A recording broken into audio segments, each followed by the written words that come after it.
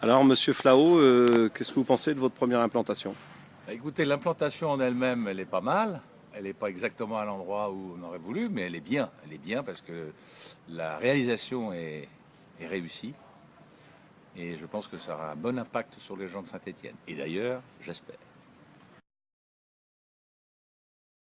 Comment vous l'avez construit, vous, en tant qu'architecte? Je ne l'ai pas construit. Enfin, comment vous l'avez conçu? Je l'ai conçu. Eh ben, j'ai conçu cette maison-là il y a 4 ans. Parce que je voulais faire une maison simple pour mes enfants. Petite maison, pas chère, pour mes enfants. Parce que je suis maintenant grand-père, et donc il faut que je m'occupe de mes petits-enfants, donc de mes enfants. Et j'ai conçu cette maison-là sous forme d'un carré avec un patio central.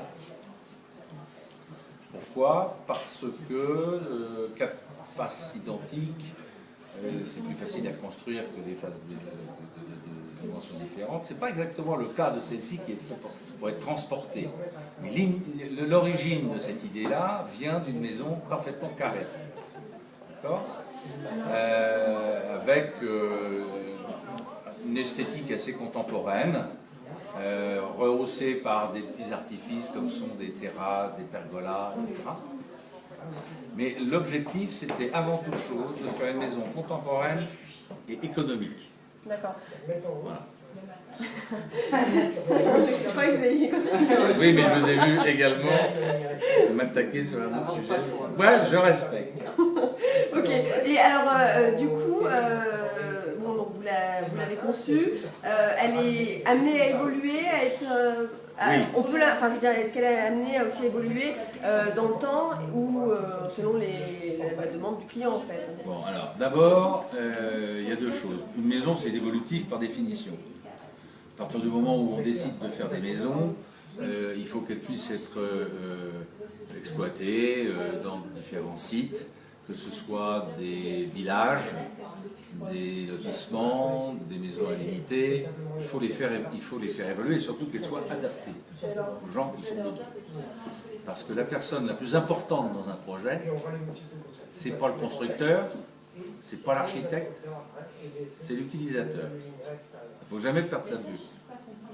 Parce qu'un architecte peut faire une maison, il se fait plaisir, il fait quelque chose d'élégant, enfin à ses yeux, mais ce n'est pas forcément adapté.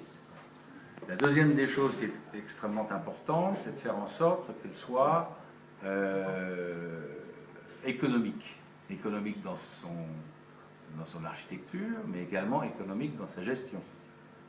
Et c'est toute la démonstration qu'est en train de faire Michel Chevalet avec cette maison ici présente.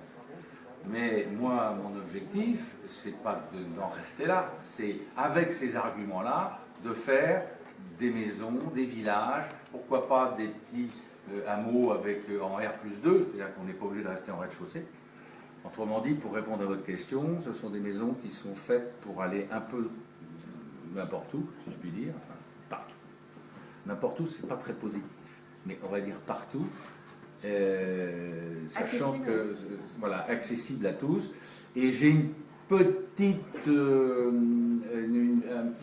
quelque chose moi qui me fait vibrer depuis des années, c'est de faire en sorte que des maisons comme ça, et c'est pas tellement l'endroit pour le faire, soient des maisons lacustres. C'est-à-dire qu'on peut très bien faire avec des maisons qui sont très peu lourdes, parce qu'une maison comme ça pèse pas lourd, ça pèse 4 tonnes.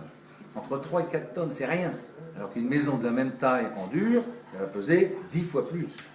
Donc on peut les mettre sur pilotis, donc on peut les mettre sur l'eau, donc on peut les mettre dans un certain nombre de situations, que ce soit à flanc de montagne, de coteaux et également sur l'eau. C'est pas très difficile. Non, mais attendez, créer une maison de cette nature-là, c'est pas très compliqué. C'est un peu à la portée de tout le monde, je peux le dire. Ce qui est beaucoup plus compliqué, c'est de faire en sorte qu'elle reprenne les termes que j'ai évoqués tout à l'heure, c'est-à-dire qu'elle soit facile à construire, facile à gérer, facile à transporter. Ça, c'est compliqué. Aujourd'hui, faire une maison de 100 mètres carrés ou 80 mètres carrés, peu importe, en règle générale, sur du traditionnel, ça va prendre 4, 5, 6 mois. Là, c'est une journée, c'est 2 jours, c'est une semaine, on s'en fiche, peu importe. Il faut faire une dalle et ensuite on monte une maison. Bon. Ça a déjà été fait, mais ça a été fait d'une manière un petit peu industrialisée, avec des conteneurs, avec des méthodes qui sont, ou en tous les cas un mode architectural qui est un petit peu brutal. Et moi, ce que je voudrais, c'est que ce soit élégant. Je considère vraiment, et ça c'est mon Graal quelque part, c'est que notre rôle d'architecte, c'est de faire en sorte que les environnements dans lesquels nous vivons soient élégants. Les syndromes des trois petits cochons. Pardon? Le syndrome des trois petits cochons, la maison en bois. Il faut laisser ça aux enfants, c'est bien. Moi, non, mais en France, on n'aime pas trop comme aux États-Unis. Aux États-Unis, ils n'ont pas de problème à faire des maisons en bois. En France, on a encore du mal parce qu'on veut laisser ben, on va dire qu'on a à peu près entre 25 et 30 ans de retard sur les pays évolués en termes de construction. Je ne parle pas de ce qu'on a fait au XVIIIe siècle ou au XIXe siècle, enfin au XVIIe et XVIIIe siècle, où là on était les rois de la construction de châteaux, de magnifiques manoirs. Là aujourd'hui on est dans une économie qui ne nous permet plus de faire ce genre de choses. Donc il faut trouver des histoires de construction qui soient adaptées. Alors on a mis un peu 20 ans à comprendre que le bois était tout aussi fiable que le parpaing.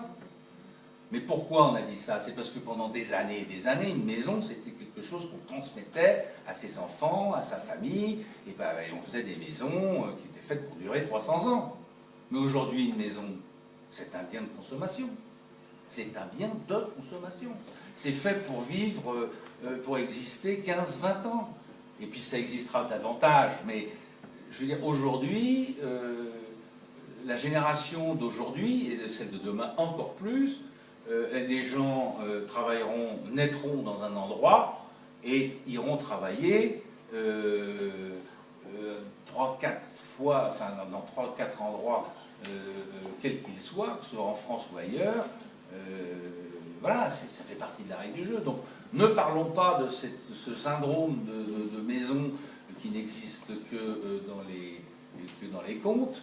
Mais les prestations sont quand même de qualité. Mais elles sont de qualité. Mais alors moi je vais vous dire une chose, c'est que vous allez en Turquie, qui est un vieux pays dans lequel toutes les très très belles maisons sont en bois. Vous allez au Canada, j'en parle pas. Vous allez en Suède, en Norvège, toutes les maisons sont en bois. Le bois, c'est un des matériaux les plus extraordinaires qui soient.